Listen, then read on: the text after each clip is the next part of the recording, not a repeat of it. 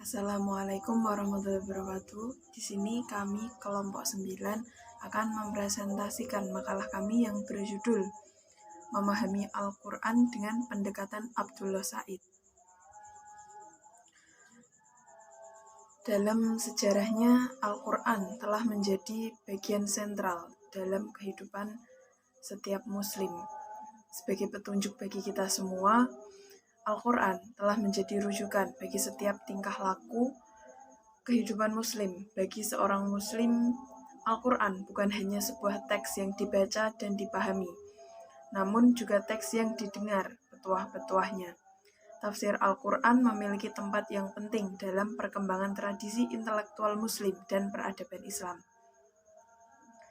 Sebagai sebuah sumber utama ajaran Islam, kaum muslim selama berabad-abad mencoba memahami makna Al-Quran agar sesuai dengan kebutuhan zaman.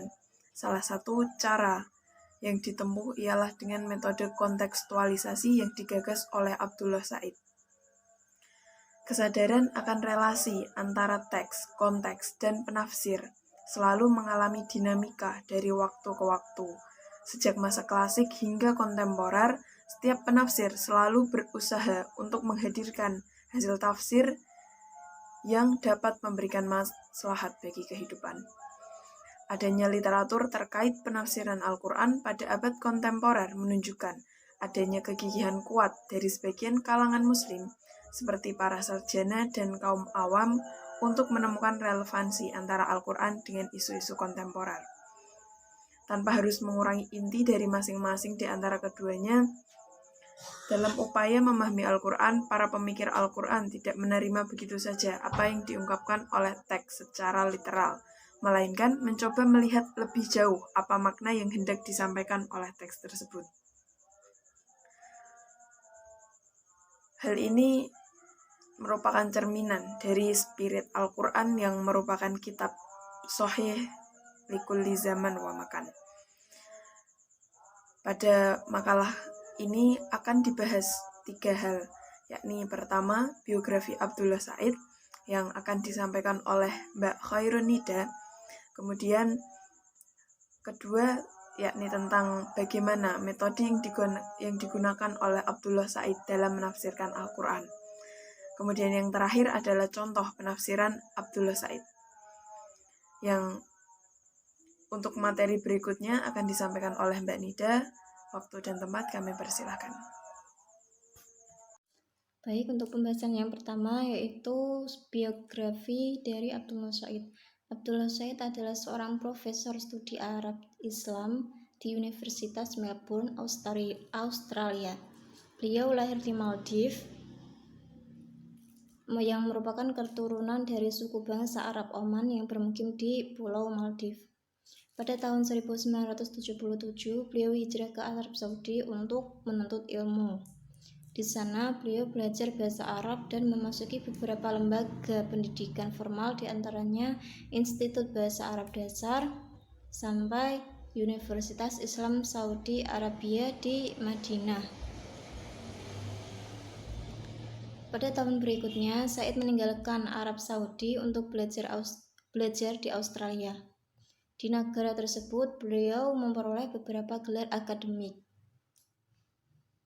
Beliau juga diangkat sebagai asisten dosen pada jurusan Bahasa Arab dan Antropologi di Universitas Melbourne. Kemudian pada tahun 1996, beliau menjadi dosen senior pada perguruan tinggi yang sama dan menjadi anggota Asosiasi Profesor pada tahun 2000. Pada tahun 2003, Said berhasil meraih gelar profesor dalam bidang studi Arab Islam.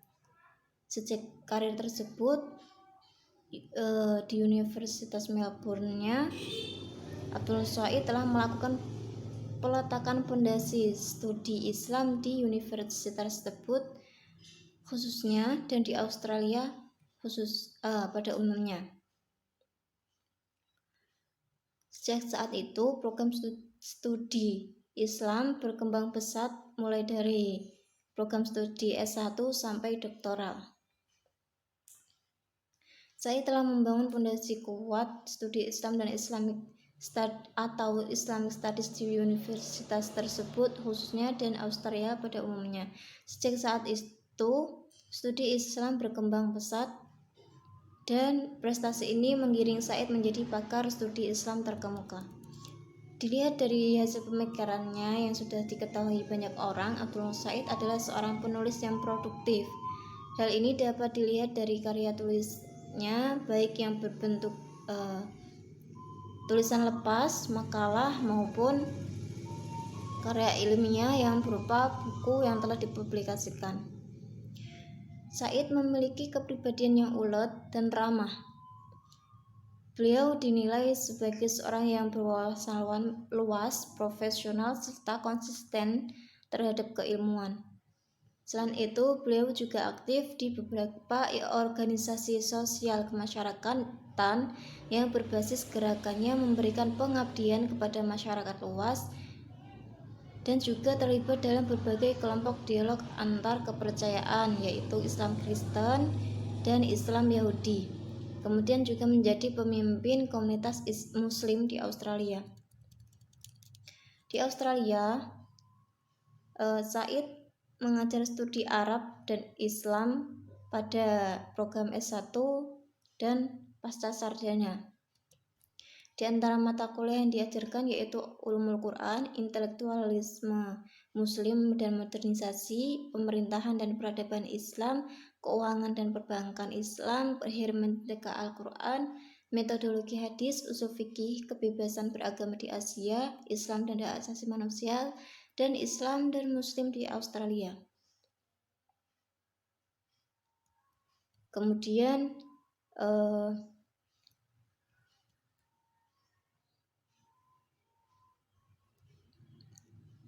beliau juga menjadi anggota editorial jurnal skala internasional seperti Jurnal Studi Al-Quran di Inggris, kemudian Jurnal Studi Islam Pakistan, dan Jurnal Studi Arab, Islam dan Timur Tengah Australia.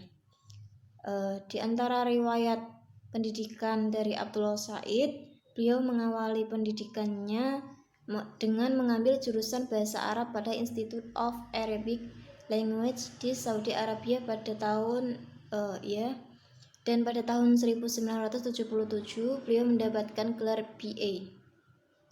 Kemudian dilanjutkan dengan program Magister pada bidang Applied Linguistik dan doktoral dalam bidang Islamic Studies di University of Melbourne pada tahun 1993.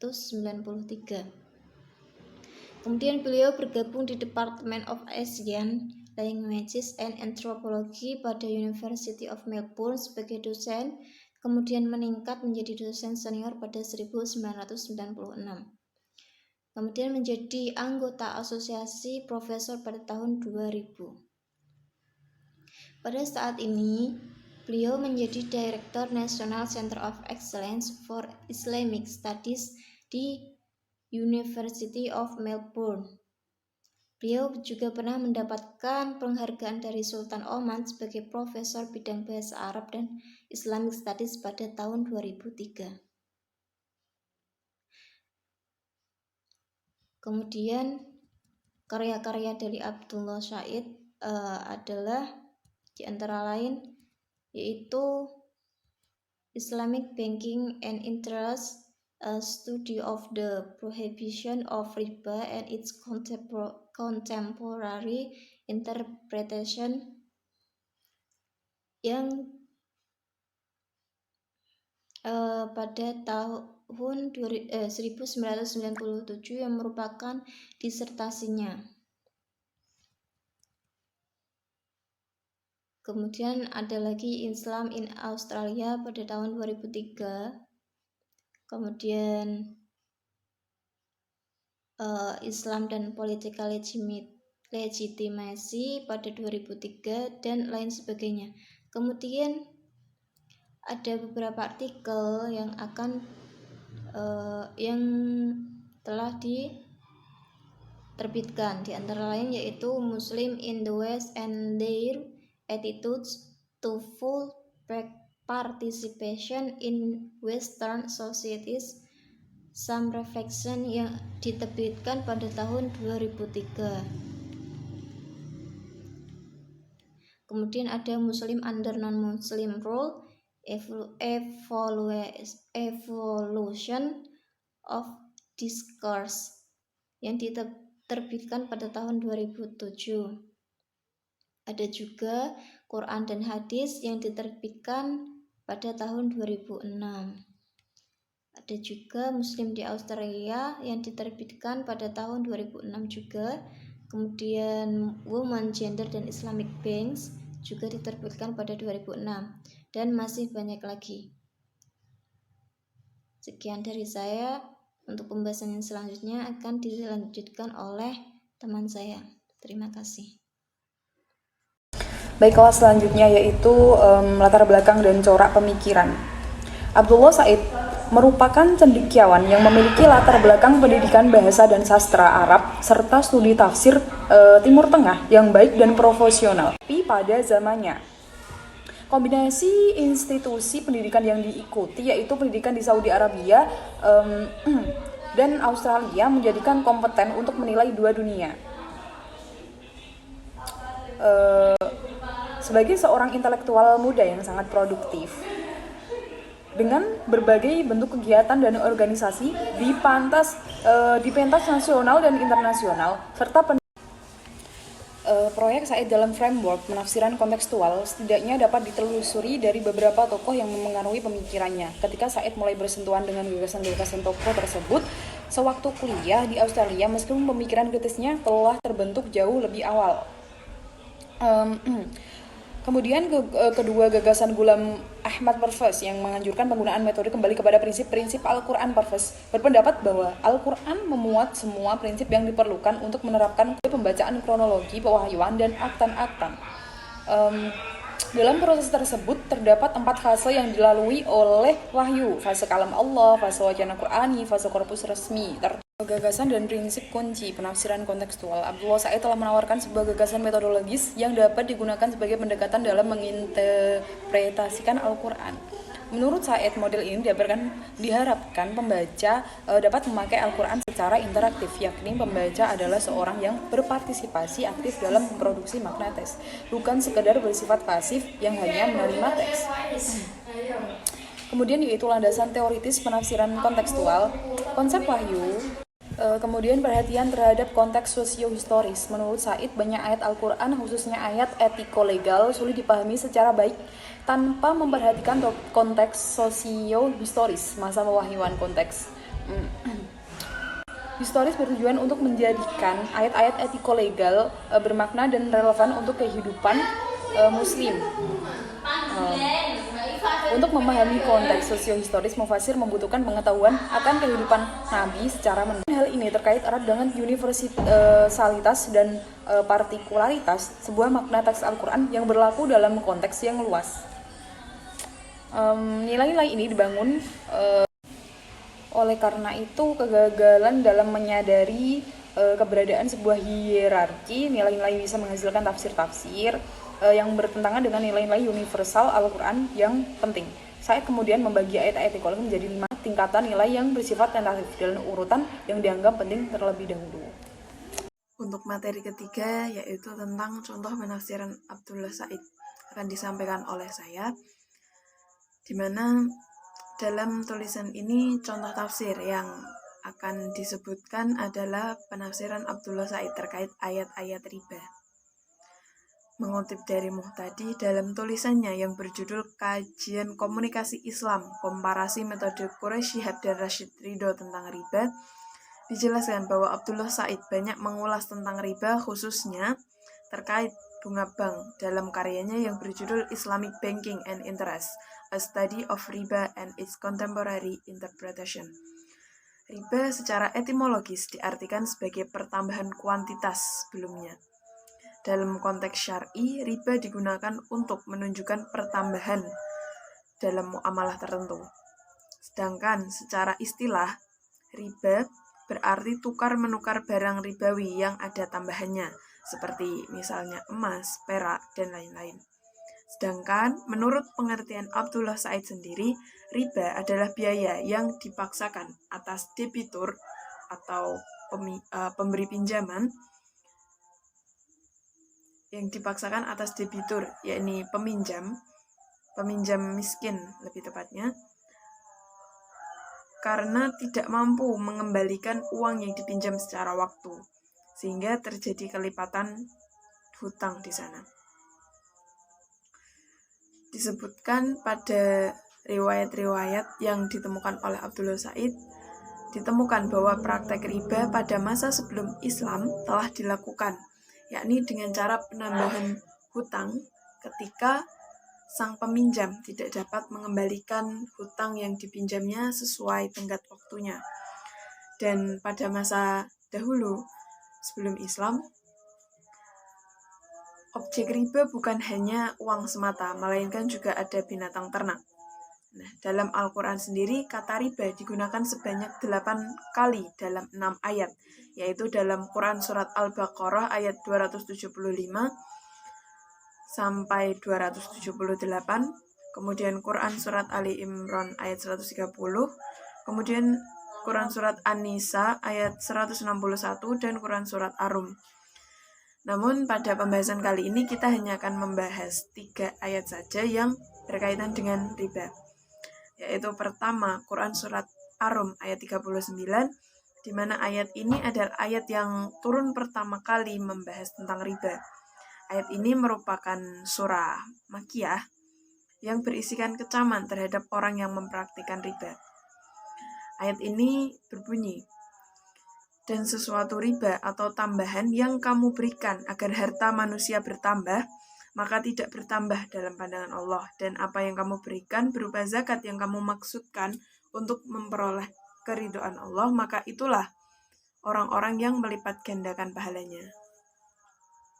Kemudian ada Quran Surat Ali Imran ayat ke-130, di mana ayat ini adalah ayat kedua yang turun membahas terkait riba.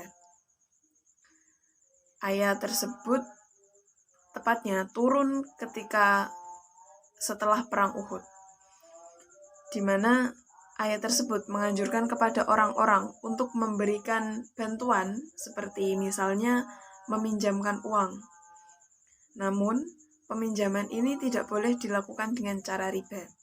Artinya, jika peminjam tidak dapat mengembalikannya tepat waktu, maka pemberi pinjaman tidak boleh melipat gandakan hutang sang peminjam. Kemudian surat yang ketiga yaitu Quran Surat Al-Baqarah ayat 275 sampai 278, di mana ayat ini turun pada akhir masa kenabian yang membicarakan terkait riba. Abdullah Said menggunakan sejumlah riwayat sebagai dalil, terutama Al-Tabari, untuk menyimpulkan bahwa tambahan hutang dari pinjaman pokok muncul karena peminjam tidak mampu mengembalikan hutang tepat waktu. Kemudian Abdullah Said membandingkan dengan pendapat dari Jasa, seorang ahli fikih mazhab Hanafi, di mana ia berpendapat bahwa tambahan atas pinjaman pokok disyaratkan pada saat terjadi akad. Menurut Abdullah Said bahwa pendapat ini tidak didukung oleh alasan historis. Dalam Quran Surat Al-Baqarah ayat 275 sampai 278, Abdullah Said mengutip pendapat Al-Tabari, Az-Zamakhsyari, dan Ibnu Katsir, kemudian Muhammad Rashid Ridho, berkata bahwa kata al-riba dalam ayat tersebut menunjukkan bahwa riba telah dikenal secara luas oleh masyarakat Arab dan telah dipraktekkan pada masa pra-Islam. Dalam 14 ayat sebelumnya, sebelum terjadi pengharaman terkait riba, disebutkan terlebih dahulu ayat yang menganjurkan untuk memberikan pinjaman dan sedekah. Barulah kemudian diturunkan ayat terkait pengharaman riba. Jika dipandang dari sudut pandang moral, riba dengan pengertian penambahan hutang ketika si peminjam tidak mampu mengembalikan tepat waktu, maka hal tersebut adalah sebentuk penganiayaan.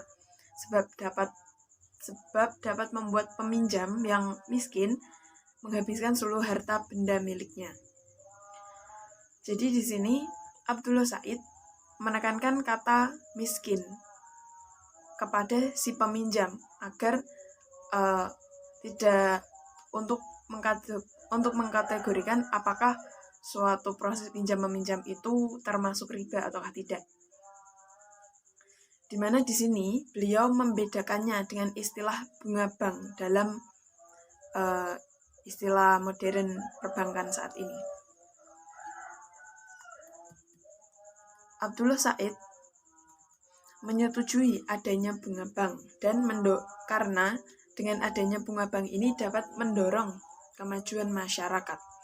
Selain itu, bunga bank dinilai tidak merugikan dan tidak menimbulkan ketidakadilan sebagaimana yang terjadi pada masa pra-Islam, di mana ketika peminjam hendak meminjam, dia pasti sudah mempertimbangkan apakah dapat mengembalikan tepat waktu ataukah tidak. Dan kebanyakan peminjam dinilai sebagai orang yang mampu secara ekonomi. Selain itu, praktik pinjam-meminjam dalam sistem perbankan telah dilindungi undang-undang sehingga meminimalkan potensi terjadinya penganiayaan atau sebentuk ketidakadilan dalam proses pinjam-meminjam tersebut. Di mana di sini hukum terkait masuk tidaknya riba dalam sebuah praktek pinjam-meminjam di bank, Abdullah Said menggolongkannya menjadi dua, di mana jika bunga bank, jika peminjam mengambil pinjaman yang bersifat produktif, maka bunga bank dalam praktek pinjam-meminjam tersebut dinilai tidak haram. Sedangkan jika si peminjam mengambil pinjaman dan ternyata ia tidak mampu dan si peminjam menggunakannya untuk pinjaman yang bersifat konsumtif, maka dinilai sebagai riba dan hukumnya haram. Demikian adalah pemaparan materi dari kelompok kami. Apabila ada pertanyaan, mungkin nanti bisa kita bahas lebih lanjut di grup WhatsApp.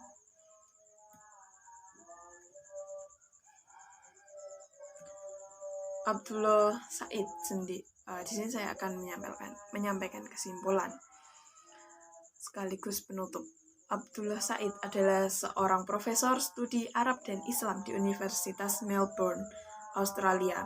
Karya-karyanya antara lain Islamic Banking and Interest, a Study of the Prohibition of Riba and its Contemporary Interpretation, yang terbit pada tahun 1997.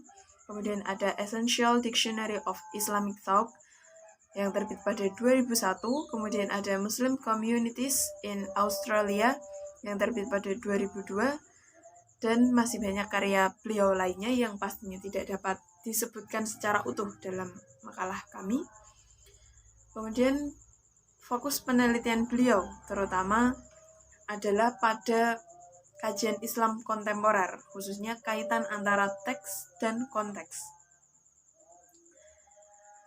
Beliau mengaktualisasikan prinsip kitab Al-Quran yang merupakan kitab Sahih likulli zaman wa makan dalam metode yang digagasnya, yaitu metode penafsiran kontekstual.